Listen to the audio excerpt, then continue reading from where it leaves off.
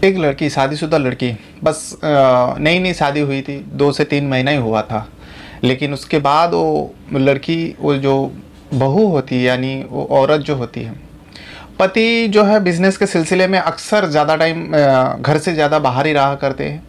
और घर में पति के अलावा उनका एक बुजुर्ग ससुर होता है, और वो जो पत्नी है वो बहू रहा करती है। लेकिन इसी बीच बहू जो है, पति बाहर रहने की वजह से उनको अकेलापन महसूस हो रही थी। इस वजह से वो अकेलेपन को दूर करने के लिए वो नए नए फ्रेंड बनाती, फेसबुक फ्रेंड बनाती, उससे दोस्ती करती, उसको घर पे बुलाती। और जो दोस्त, पति का दोस्त है, वो भी कभी कभार आते हैं, उससे भी दोस्ती करते हैं। और करने के बाद दोनों से शारीरिक संबंध जैसा घिनौना काम करती। एक तो जो फेसबुक फ्रेंड है उसको भी घर पे बुला के वो शारीरिक संबंध बनाते, और पति का दोस्त है उससे भी उसको भी घर पे बुला के उससे भी शारीरिक संबंध बनाता। और ये सब सिलसिला जो है ससुर के सामने हो रहा था। ससुर एक दिन देख लेते और बहू को समझाते, जो बहू तुम ये क्या करो, अगर तुम्हारा पति यानी मेरे बेटे को पता चलेगा तो तुम्हारे साथ साथ ये घर जो है बर्बाद हो जाएगा।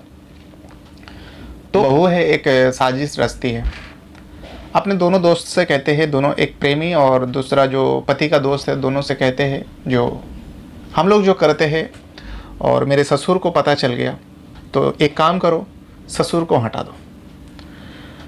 तो ससुर को रास्ते से हटा देते हैं। ससुर को इस तरीके से हटाते हैं किसी को मालूम ही नहीं पड़ता जो ससुर की मौत किस वजह से हुआ है और कैसे हुई है। एक नॉर्मल नेचुरल डेथ दिखा देते हैं और सब लोग वही मानते हैं जो चलो उम्र हो गया, ख़त्म हो गया, मौत आ गई, मौत हो गई। लेकिन ऐसा नहीं था, उसका मर्डर हुआ था। अब कुछ दिन जाने के बाद अब उस औरत को लगने लगे थे जो अब मेरे पति मेरे आड़े आ रहे, क्योंकि पति के पास बहुत ज़्यादा संपत्ति थी, करोड़ों की संपत्ति थी, क्योंकि वो ससुर ने कुछ कमा के गए थे और उसको डबल तिपल करने के चक्कर में वो लड़का भी बहुत ज़्यादा दौलत कमाए थे। इसलिए जो प्रेमी होता है वो अपने उस औरत को कहते हैं जो इतने सारे संपत्ति तुम अकेले रहते हो, क्या करोगे, चलो हम दोनों शादी कर लेते हैं। जैसे इस तरीके से बात सुनने को मिलता है तो वो भी सोचती है बाकी सही कह रहे, मज़े से ज़िंदगी काटेंगे। तो इसके लिए वो अपने पति को भी मार देती है, और पति को भी नेचुरल डेथ दिखाने के लिए साजिश तो रचती है, मौत भी हो जाती है। लेकिन उसके बाद एक छोटी सी चूक ने सिर्फ पति का ही मर्डर का केस सामने नहीं आते, बल्कि ससुर का भी मर्डर का केस सामने आता है, और आखिरकार कई सारे लोग इस मामले में जेल चले जाते हैं। तो फिर चलिए जानते हैं पूरा घटना, पूरा मामला आखिर क्या है और कहाँ का है और कब का है। आज का जो मामला है, आज का जो घटना है, उत्तर प्रदेश का एक जगह है कानपुर, और इसी कानपुर जिला में रहने वाला एक परिवार, जिस परिवार में सिर्फ 3 लोग हैं। 3 लोग, एक तो हो गया ससुर, दूसरा बहू, और तीसरा जो है उस बहू का पति यानी उस ससुर का बेटा।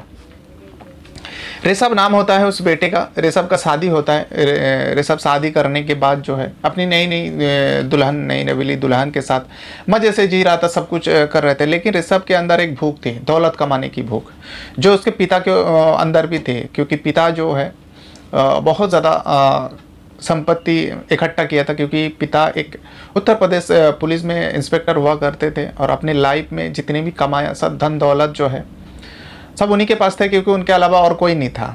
ये जो बेटा भी है ऋषभ, इसको गोद लिया हुआ है। अब समझो, जो समझ सकते हो, जो एक इंस्पेक्टर अपनी दौलत कमाने के चक्कर में अपने पति को टाइम नहीं दे पाता था, इसीलिए कभी बच्चे का बाप नहीं बन सका, बच्चे को सुख नहीं मिला। और वही हाल ऋषभ के अंदर भी है। जब वो शादी करके घर लेके आते हैं दुल्हन को, पत्नी को, लेकिन पत्नी को टाइम नहीं देते हैं। ऋषभ भी जो है बिजनेस करते हैं, और अपने बिजनेस के चक्कर में हमेशा काम के सिलसिले में बाहर ही रहते हैं, और इस वजह से जो है पत्नी जो है दुखी रहते थे। जो पत्नी को जो एक पति का साथ चाहिए होता है वो नहीं मिल रही थी। तो एक दिन पत्नी जो है अपने पति को कहते हैं, मेरा टाइम पास नहीं होता, क्या करूँ, आप मुझे मोबाइल ला के दो। तुरंत मोबाइल आ जाते, पैसे वाले थे और पत्नी है, जो डिमांड करते मिल जाते। एक बड़ा सा मोबाइल लाके देता है। मोबाइल लाने के बाद ही जो मोबाइल का जो कुछ सब कुछ होता है, फेसबुक डाउनलोड करना, इंस्टाग्राम डाउनलोड करना, जो सबसे ज़्यादा यूज़ होता है मोबाइल के अंदर। एक तो काम के बहाने में लेते हैं, लेकिन काम कुछ नहीं होता, बस टाइम पास फालतू चीज़ें होती है। ये सब फेसबुक वगैरह डाउनलोड करते हैं, वो सब अकाउंट बनाते हैं, अपने प्रोफाइल बनाते हैं। अब बनाने के बाद एक शादीशुदा नई नई दुल्हन, और किसको ढूंढेगा, कोई जान पहचान तो है ही नहीं। अपने कॉलेज लाइफ, स्कूल लाइफ के जो फ्रेंड लोग हुआ करते थे उन लोग का नाम सर्च करते। इतने में एक लड़के का नाम सर्च होता है राजकुमार, जो उसके स्कूल और कॉलेज का फ्रेंड हुआ करते थे। सर्च करते हैं तो देखते हैं वाकई उसका प्रोफाइल है। उसका प्रोफाइल में जाते हैं और उसको फ्रेंड रिक्वेस्ट भेजता है। 2-1 दिन के अंदर राजकुमार जैसे ही अपने फेसबुक में लॉगिन करता है तो देखता है कि फ्रेंड रिक्वेस्ट आया हुआ है। चेक करते हैं कौन है, देखता है कि लड़की है, और गौर से जब उसका प्रोफाइल का पिक्चर देखा तो पहचान लिया, अरे तो सपना है, यानी सपना जो बहू थी उसका नाम सपना है, औरत का नाम। फ्रेंड रिक्वेस्ट एक्सेप्ट होता है, बातचीत होती है, हाई हेलो होती है शुरुआत में, क्योंकि ज़्यादा खास फ्रेंड नहीं था, बस स्कूल कॉलेज का जो नॉर्मल हाई हेलो वाला फ्रेंड होती है, बेस्ट फ्रेंड नहीं था। इस वजह से थोड़ा थोड़ा बातचीत चालू होता है, अपने बारे में बताते हैं सपना जो ऐसा ऐसा है, मेरी शादी हो चुकी, मैं इस जगह में हूँ, मैं बिजनेसमैन की पत्नी हूँ, मेरे वो जो ससुर है वो उत्तर प्रदेश का पुलिस इंस्पेक्टर हुआ करता था, लेकिन अभी फ़िलहाल हम लोग 3 लोग हैं। मतलब पूरा डिटेल बताते हैं, और राजकुमार के बारे में भी पूछता है, तुमने शादी किया कि नहीं वगैरह वगैरह सब कुछ एक दूसरे से मतलब हाल चाल पूछा करते हैं। और इसी बीच बातचीत करते करते अब पर्सनल बातें भी होने लगा, यानी सपना अपने जो ज़िंदगी के हाल बयान उससे करते थे, क्योंकि कोई तो होना चाहिए सुनने वाला। इस वजह से राजकुमार से हर चीज़ बताते थे, जो मैं अपने पति से खुश नहीं हूँ, इस तरीके से भी बात करते थे। जो क्यों नहीं खुश होते थे ये भी बताया, जो मुझे शारीरिक सुख नहीं मिलती, मुझे बराबर टाइम नहीं देते हैं। ये सब बातें होते होते एक दिन राजकुमार सोचते हैं जो चलो हम तुमसे मिलना चाहते हैं, और सपना से कहते हैं जब तुम अकेली रहते हो तो मिलने में क्या दिक्कत है, मैं तुम्हारे घर आता हूँ, मिलता हूँ। और इतने में सपना भी राजी हो जाता है, आ जाओ कोई बात नहीं। फिर मिलना जुलना चालू होता है, और चालू होने के बाद ही वो दोनों के बीच में जो है संबंध बनने लगते हैं। अब ससुर रहता था घर पे, ससुर के सामने जब वो राजकुमार आता था, ससुर को अजीब सा लगता था, जो मेरे पत्नी का अब जो मेरे बेटे का जो पत्नी है, मेरे बहू के पास कोई जवान लड़का आए तो हर ससुर को खराब लगेगा। तो ससुर बहू है तो कुछ कह नहीं पाता था, लेकिन बहू के ऊपर थोड़ा डाउट होने लगा। तो एक दिन नज़र रखा, देखा कि जैसे वो लड़का आता है तो बहू अपने कमरे में लेके जाता है, बेडरूम में लेके जाता है, ले जाने के बाद उसके साथ संबंध बना रहा होता है, और ये ससुर अपने आंखों से देख लेते हैं। ससुर को बहुत ज़्यादा गुस्सा आता है, और आने हर किसी को आएगा। तो वो लड़का तो चला जाता है, उसके बाद ससुर गुस्से को पी जाता है। फिर बहू को समझाते हैं, जो बहू तुम ये क्या कर रहे हो, अगर ऋषभ यानी मेरे बेटे ऋषभ को पता चलेगा तो तुम्हारी ज़िंदगी बर्बाद हो जाएगा, और तुम्हारे साथ साथ इस घर को भी कोई नहीं बचा सकता, घर भी बर्बाद हो जाएगा। ससुर का काम था समझाना, तो बहू माफ़ी मांगती है, सपना माफ़ी मांगती है, जो पिताजी गलती हो गई, दोबारा ऐसा नहीं होगा। ससुर भी माफ़ कर देते। उसके बाद जो है सपना फिर से उस चैटिंग के ज़रिए राजकुमार को सारे बातें बताते, जो ससुर ने हमें देख लिया, हमें ये सब करते हुए देख लिया, तुम जाने के बाद मुझे सब ये सब चीज़ बता रहे थे।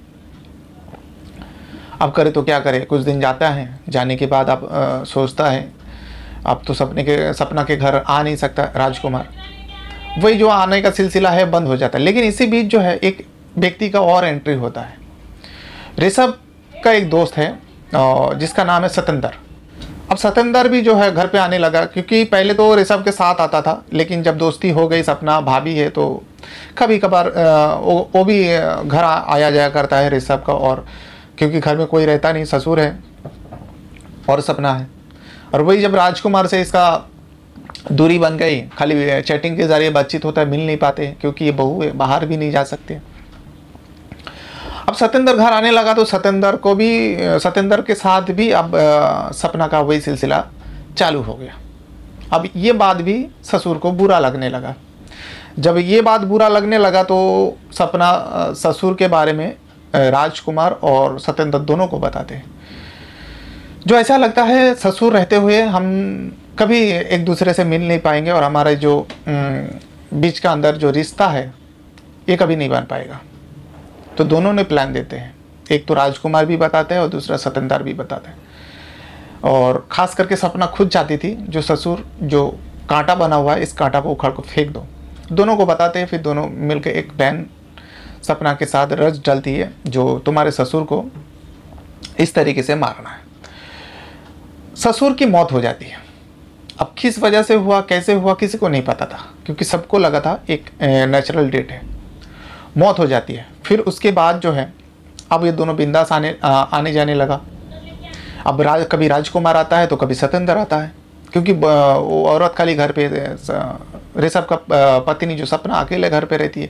जब वो दोनों का दिल करता है तब वो दोनों आते हैं, उसके साथ संबंध बनाते हैं, या फिर सपना का दिल करती है तो सपना उन लोग को बुलाते हैं और सारे समय। एक दिन राजकुमार सपना को कहते हैं, सपना तुम्हारे पास इतनी दौलत है, तुम्हारा पति का, तुम्हारा ससुर का, क्यों तुम ऐसा ज़िंदगी जी रहे हो, चलो मुझसे शादी कर लो, हम लोग ज़िंदगी मज़े से जिएंगे, इधर उधर घूमेंगे। जो सपना का दिल की ख्वाहिश थी, जो वो शादी के बाद इधर घूमेंगे, अलग अलग देशों में जाएंगे, लेकिन ये सारी चीज़ नहीं हो पा रहा था, क्योंकि ऋषभ जो है वो अपने बिजनेस के चक्कर में हमेशा काम काम काम के लिए, काम के पीछे ही पड़ा रहता था। जैसे राजकुमार इस तरीके से बात करता है तो सपना कहती है, अगर तुमसे मैं शादी करूं, शादी करने के लिए तो ऋषभ को छोड़ना पड़ेगा, और ऋषभ को अगर छोड़ दूंगी तो ये सारी दौलत नहीं मिलेगी। अगर ऋषभ का मौत हो जाती है, उसके बाद ये सारी दौलत मेरी हो जाएगी, फिर उसके बाद हम शादी कर सकते हैं। क्यों ना ऋषभ को ही रास्ते से हटा दो। अब पति को हटाने का बारी आ गया। ये बात जो है राजकुमार को बताती है, राजकुमार और सतेंद्र को बताती है। जो सतेंद्र को ये नहीं पता था जो राजकुमार के साथ भी इसके रिश्ता ऐसा है। अब दोनों को बताते हैं, जो हाँ एक मेरा दोस्त है, इस काम को करने के लिए तैयार है, सपना बताती है। तो राजकुमार को वो मिलाते, सतेंद्र सब दोनों दोस्त हो जाता। फिर मिलके जो है ऋषभ को हटाने का चक्कर में था और वो मौका ढूंढ रहा था। एक दिन मौका आ जाता है 27 नवंबर 2022 को। 27 नवंबर 2022 को जब ऋषभ एक शादी समारोह में जाता था, गया हुआ था अपने गाड़ी से। शादी समारोह पूरा हो जाती है, इसी बीच जो है सपना राजकुमार और सतेंद्र को बता देता है जो ऐसा ऐसा हुआ है, इस जगह में गया हुआ, वो गाड़ी से लौटेगा। अब वो गाड़ी पहचानता था, गाड़ी का नंबर बता दिया गया था। दोनों शादी समारोह में जाता है और उस जो जिस जगह में पार्किंग था, गाड़ी को पंचर कर देते। करने के बाद वो दोनों चुपके से खड़े रहते हैं। फिर उसके बाद ऋषभ जब गाड़ी के पास गया तो देखा कि गाड़ी पंचर है।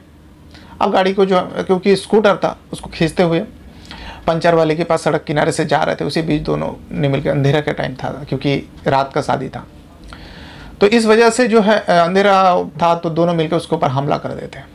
ताबड़तोड़ मार पड़ते हैं, धारदार हथियार से मारते हैं। लेकिन इसी बीच जो है बीच बचाव करते हुए ऋषभ चिल्लाते हैं। इतने में कई सारे लोग इकट्ठा हो जाते हैं और ये दोनों भाग जाते हैं। अपना राजकुमार और सतेंद्र भाग जाते हैं। ऋषभ की जान बच जाती है। वहाँ से हॉस्पिटल लेके जाते हैं। हॉस्पिटल ले जाने के बाद उसका इलाज होता है। सपना भी रोते बिलखती पहुँचती है। उसके बाद पुलिस आती है, जानलेवा हमला जो हुआ था। अब पुलिस आने के बाद सपना से पूछताछ करते हैं। अब सपना सोचती है किसी ना किसी का तो नाम तो लेना है, ऐसा ना हो घूम फिर के हमारे ऊपर डाउट आ जाए। इस वजह से सपना जो है एक व्यक्ति का नाम लेता है, जिस सपना जहाँ पे रहती थी उसके पड़ोस में रहने वाला रामकृष्ण करके एक व्यक्ति होता है, उसका नाम लेते हैं।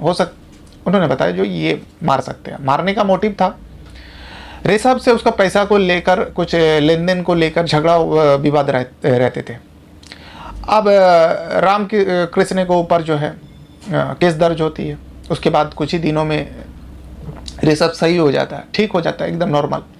घर आते हैं, लेकिन उसको आराम करने के लिए डॉक्टर ने कह दिया जो उसके आराम की ज़रूरत है। अब जब घर पे रह रहा था, आराम कर रहा था, हफ्ता बीत गया। यहाँ सपना वो दोनों के लिए तड़प रही थी, सतेंद्र और राजकुमार के लिए। उसको शारीरिक सुख जो नहीं मिल रही थी उसको। अब वो सोचती है, फिर इन दोनों को बात बताती है सपना राजकुमार और सतेंद्र को, जो मैं परेशान हो चुकी हूँ इसका सेवा करते करते। जैसे ससुर का सेवा करता था वैसे ही इसका भी सेवा करना पड़ा। अब जो है वो दोनों प्लान देते, जैसे ससुर का मौत हुआ किसी को पता नहीं चलेगा, तुम्हारा पति का भी ऐसा मौत हो जाए तो किसी को पता नहीं चलेगा। तो सपना का आइडिया आती है, हाँ क्योंकि ससुर का भी वो सेवा करते करते ही उसको ऐसा दवा ओवरडोज दिया था, जिस वजह से उसकी मौत हो गई, नेचुरल डेथ। अब उसके दिमाग में आ जाता है जो अपने पति को भी इस तरीके से मारेंगे। अब मारने के लिए ओवरडोज तो ऐसे नहीं मिलेगी।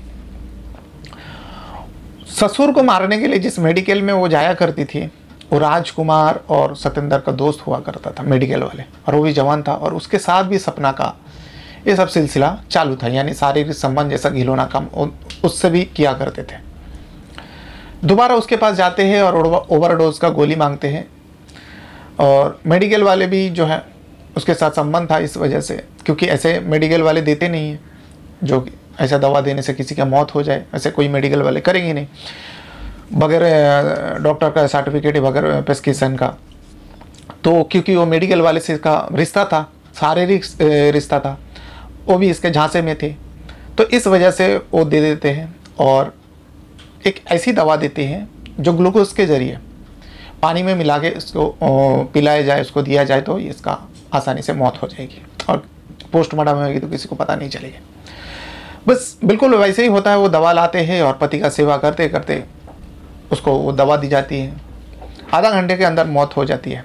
लेकिन मौत से पहले वो तड़प रहे थे, तब वो मेडिकल वाले को फ़ोन करती है जो ऐसा ऐसा है, मतलब देखो आधा घंटे से पहले अगर तुम हॉस्पिटल में लेके जाओगे तो इसका जान बचा लेगा डॉक्टर, तो इसीलिए तुम ऐसा करना, इतने टाइम पे तुम चिल्लाना चीखना, जो जब तक तुम हॉस्पिटल ले जाओ तब तक आधा घंटा गुजर जाए तो उसका मौत जो है रास्ते में ही हो जाएगा, तो नेचुरल डेथ सबको लगेगा। वैसे करती है, दवा देती है, उसके बाद वो 10 मिनट बाद वो तड़पने लगती है, फिर 10 मिनट बाद जो है वो चिल्लम चिल्ली करने लगते हैं, क्योंकि वहाँ से हॉस्पिटल जाने में करीब पौना घंटा लगता है और 10 मिनट गुजर चुका, आधा घंटे में ख़त्म हो जाएगा। सारे लोग आते हैं, उसको उठा के जो ऋषभ को उठा के दवाखाना लेके जाते, हॉस्पिटल लेके जाते हैं, तब तक रास्ते में उसकी मौत हो जाती है। मौत तो हो जाती है, फिर से पुलिस आती है। पुलिस आने के बाद अब इस केस को, जो पहले दर्ज हुआ था 27 नवंबर 2022 को जब उसके ऊपर हमला हुआ था, तब ये केस दर्ज हुआ था रामकृष्ण के ऊपर, लेकिन ये पुलिस वाले इस केस को ज़्यादा अहमियत नहीं दिया था, जो छोटा मोटा झगड़ा विवाद का मामला था। लेकिन जब इसका मौत हो जाता है ऋषभ का, दिसंबर महीना शुरू हो जाता है, क्योंकि हफ्ता 15 दिन के अंदर ही उसकी मौत हो जाता है 27 नवंबर के हमला के बाद। अब पुलिस वाले इस केस को सीरियस लेते हैं और रामकृष्ण को उठाते हैं और उठाने के बाद उसको पट्टा उचार करते हैं, उसको पूछताछ करते हैं। लेकिन रामकृष्ण एक ही बात पे अड़ा रहता है, जो मैंने ऐसा किसी के साथ नहीं किया, खास करके ऋषभ के साथ मैंने तो कभी मारपीट किया भी नहीं, और मैं उसको क्यों मारूं। पुलिस बहुत ज़्यादा जो 3rd डिग्री है वो भी यूज़ किया, सब कुछ किया, लेकिन ये रामकृष्ण का एक ही बयान था जो मैंने नहीं किया, मैंने ये कांड नहीं किया। आखिरकार पुलिस वाले को भी लगने लगा था वाकई रामकृष्ण जो है सच बोल रहा है, इसको फंसाया जा रहा है, लेकिन किसी ने तो इसको मारा है। अगर मारने की वजह क्या थी, जिसके ऊपर हमला क्यों हुआ था, उस हमले को लेकर ही इसका मौत हुआ है। अब पुलिस वाले जो है सबसे पहले सपना का मोबाइल जो है कॉल डिटेल रिकॉर्डिंग चेक करते हैं, खास करके उस दिन जिस दिन हमला हुआ था 27 नवंबर का, तो पता चलता है सपना जो है 2 नंबर से लगातार जुड़े हुए थे। जब वो दोनों नंबर का पता करते हैं, पता चलता है एक जो है राजकुमार और दूसरा है सत्येंद्र। सत्येंद्र जो है ऋषभ का दोस्त होता है, और राजकुमार के बारे में पता चलता है सपना का दोस्त हुआ करते थे और घंटों घंटों दोनों से बातें हुआ करते थे। जब इस बारे में पता चला, दोनों को उठाते हैं, और दोनों को उठाने के बाद फिर सपना के बारे में पता चलता है। अब तीनों से पूछताछ होती है। जब पूछताछ होती है तो जब इन लोग को भी प्रेशर दिया जाता है, पुलिस का तरीका यूज़ करते हैं, तो सपना टूट जाते हैं और सारे जो सच्चाई है वो बयान कर देते हैं, जो किस वजह से अपने उस ऋषभ को मारा। फिर उस मेडिकल वाले का नाम आता है। अब मेडिकल वाले का जब नाम आता है, मेडिकल वाला एक खुलासा और कर देते हैं। जब उसको मार पड़ते हैं तो एक खुलासा और कर देते हैं। ससुर का मौत के पीछे भी उस मेडिकल वाले का ही हाथ था, जो सपना आज से नहीं करीब इससे पहले भी उससे ओवरडोज लिया करते थे, और वो अपने ससुर को भी इसी तरीके से मारा है। ससुर को मौत के बारे में किसी को पता भी नहीं था और किसी ने ध्यान भी नहीं दिया, क्योंकि उम्रदराज इंसान था और नेचुरल डेथ मान के सब लोग छोड़ दिए थे। लेकिन इस ऋषभ के मौत के बाद जब ये छानबीन हुआ, मारपीट का सिलसिले को लेके खुलासा हुआ, अगर मारपीट नहीं होता, अगर वो बच नहीं जाता उस दिन, अगर उसके ऊपर हमला नहीं होता, अगर उसको भी इस तरीके से नेचुरल मौत हो जाती जो दवा वगैरह देकर, तो शायद ये मामला कभी सामने ही नहीं आता और कभी ये 4 पकड़े नहीं जाते। 4 जो है सपना है, मेडिकल वाले है, और राजकुमार और सत्येंद्र है। फिर पूरा सच्चाई जब सामने आते हैं, पूरा सच्चाई बयान करते हैं, पुलिस वाले प्रेस कॉन्फ्रेंस करते हैं। पूरा कानपुर जिला में एक सनसनी सा मच गया था, जो कोई औरत ऐसा भी कर सकते, पूरा ख़ानदान को ख़त्म करने का जो भी है सिलसिला वो पूरा बताते हैं पुलिस वाले। उसके बाद ही चारों को जो धाराएं लगा के लोगों के ऊपर कोर्ट में पेश होती, फिर चारों को जेल हो जाती है। और ये था पूरा सच्चाई जो उत्तर प्रदेश कानपुर जिला से आया हुआ था। आप चाहे तो सर्च करोगे, आपको मिल जाएगी ये कहानी, देखने को, सुनने को, पढ़ने को मिल जाएगी। और ये 27 नवंबर को हमला हुआ था और दिसंबर में मौत हुआ था। बहरहाल अपने साथ साथ अपना परिवार का भी बहुत ज़्यादा ख्याल रखिएगा, और इस वीडियो को देखने के लिए आपका बहुत बहुत धन्यवाद करता हूँ। Thank you very much.